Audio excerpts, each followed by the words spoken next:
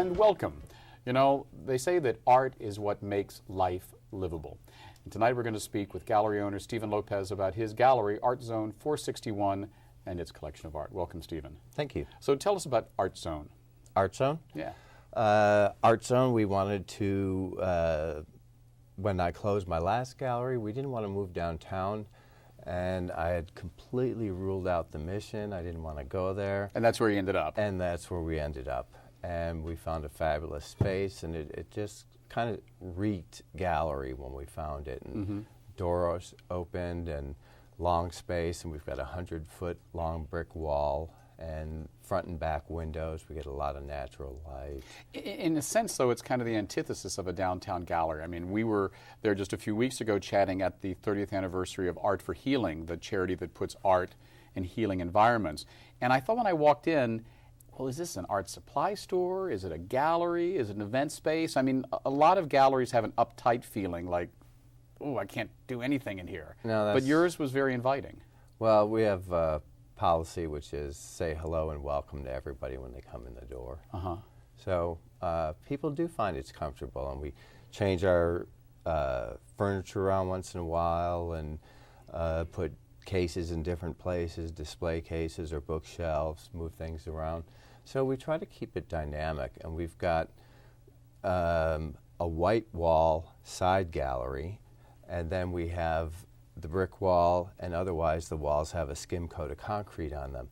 So for me, it's really important that art's about the experience, and certainly it's more conducive to seeing it in a setting that's less formal than just all white walls, or like feeling you're in a museum. Yeah, I mean, because the experience of many art galleries is that I'm in a museum and I can't touch anything, I can't do anything, and if I ask a question, I'm going to sound stupid. And, well, that doesn't happen in our space. Yeah. No, it really doesn't. And, like, I'm trouble when people bring their kids in, because I always encourage them to touch the art. And we have some big sculpture. I tell them to climb through it. And parents are always, you know, I wish you wouldn't encourage them like that. So it's just a welcoming space. We have a large library that kind of separates the front and the back. And rather than having a back room where you can't see anything, ours is the open It's all there. room. It's like a studio. Yeah, so I like to have something on exhibit from each of my artists at all times. So we can do a main show in our main gallery or a solo show in our main gallery, and then we do another side show in our side gallery. And usually it's the more established person in the main gallery and more emerging in the side gallery. And probably, as things are looking, that may become a gallery for Art for Healing. Now, every gallery has, or I should say, many galleries have a theme. We only represent this type of artist, or this type of theme, or this medium. What is the Art Zone tone? Our specialty is oil paintings. We show strictly oil painters and local artists. We concentrate on San Francisco and Bay Area artists. Most of them live or work in San Francisco or the East Bay. Now, you raise an interesting point about local artists. There was a time when everyone said, oh, the San Francisco arts market was vibrant. And then there seemed to be a time when that kind of went away. It seems to be coming back, though, now. I mean, is now a good time in the San Francisco arts market? Well, everybody hopes it's getting better, and certainly with 3 art fairs coming to town, it gives us a little more placement on the map. Right. Well, let's talk about that, because the largest art fair on the West Coast is coming to San Francisco, the San Francisco Fine Art Fair, and it's coming to Fort Mason May 19th to 22nd, and you're one of the more than 60-some galleries that are taking part. When I hear the name art fair, I think, well, is it more art or is it more fair? What goes on in this, and why should people want to go see this? Because the galleries that participate bring their best works, usually, or they should, because you want to show off what you've got. And so when people come, it's, you know, at worst it's a mall, and at best you're able to see a whole variety of things all under one roof, you know, and the Fort Mason is just an ideal location with high ceilings, lots of natural lighting. Yeah, I'm looking forward to being there again. Now, when someone goes to an art fair, you said at its worst it can be a mall, at its best it can be this high art experience. I know that the people who produce the San Francisco Fine Art Fair, they do Arts Hampton, they do another art fair. They're known for doing kind of the highest end art fairs in the country. Is that something that the average quote-unquote non-art lover should feel frightened of? Like, oh, I'm going to go into a situation where everyone's going to be speaking art speak and I don't know what to know how to make myself comfortable, or should I feel welcomed?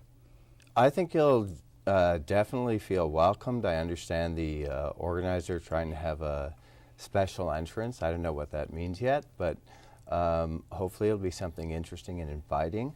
And people come in and should take the time to look and see what they respond to. And if you're not an art buyer or collector, you know, you should feel comfortable going there knowing that this is what this is for. That's what this is about. So in a sense, I mean, it's about sales, but also it's a way to let people know you don't have to be a collector who's an expert in, you know, 14th century oil painting to appreciate art. This is a good entry point for people. Absolutely, and art can be a great equalizer because anyone can grow up to love art.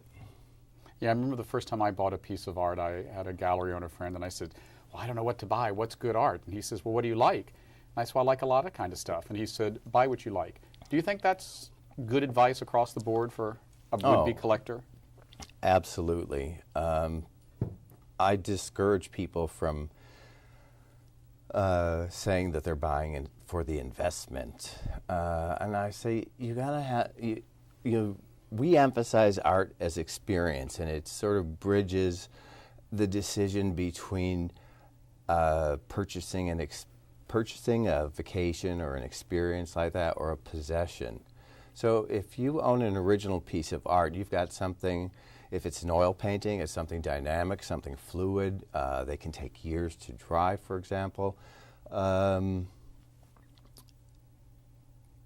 You want to appreciate it like a vacation as opposed to a thing. Well, I say that you should enjoy it on your walls, and if you get enjoyment out of it, that's the investment that you've made in yourself and your quality of life. Mm-hmm. So as a gallery owner, what sort of work do you collect? You said that before you were a gallery owner, you were a collector. Yes. And has that changed over the years? I try now to support my artists and collect their work, certainly. But before that, I shopped at all the downtown galleries, really. I've collected mainly Bay Area figurative works, and some from the first generation and into the ongoing generations. I have a small place in my heart for minimalist paintings. Mm-hmm. I love Anne Appleby. She's a local, John Zurier. They both show with Paula Anglum. Mm-hmm. And we show a person, Jeong Im Yi, and she does these minimalist paintings as well. And they're just not the typical thing you think you would find in our gallery. So again, what you're showing is what you like. I show what I like, right. Yeah. Something like the San Francisco Fine Art Fair and what you do at Art Zone, there's an educational component to it as well. I know that at the fair this year, I think for the first time ever, the 3 heads of San Francisco's major arts institutions of higher learning, colleges, are going to be there. Elisa Stevens from the Academy of Art University, Stephen Beal from California College of the Arts, one of the directors of the San Francisco Arts Institute, which is celebrating its 140th year. How special is it that a city the size of San Francisco has 3 schools this large dedicated to the arts? That's unusual. Well, I think it's part of the fabric of our city, and in some ways I would love to see San Francisco be about the visual arts. You know, New York is about theater, and Los Angeles is Hollywood and the movies, and DC's politics, and I just would love to see San Francisco be the place for visual arts. Do you think it has a chance to do that, especially now? I mean, MoMA's expanded. Without exaggeration, probably San Francisco MoMA's become one of, if not the finest contemporary art museum in the country at the moment. Some people would say it's a more important institution than anything in New York. Do you think that's true? Oh, I don't know. I love the New York museums. So even though you want us to become the head, you still think there's something about New York? Well, I think there needs to be an emphasis on it, and galleries should promote local artists, local galleries, local museums. I would like to see much more representation of local artists, of contemporary local artists too. Do you think some of the galleries downtown skew the other way? They lean away from local artists because they're selling what is, you know, quote unquote, more popular? Well, sure, blue chip artists. If you're working with them, you're working with blue chip artists.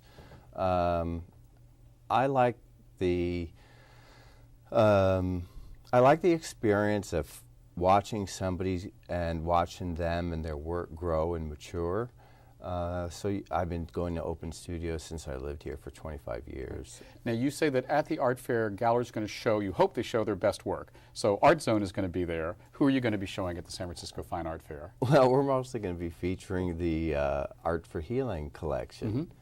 And I hope we'll have some of our artists. We work with Gage Optenbrow.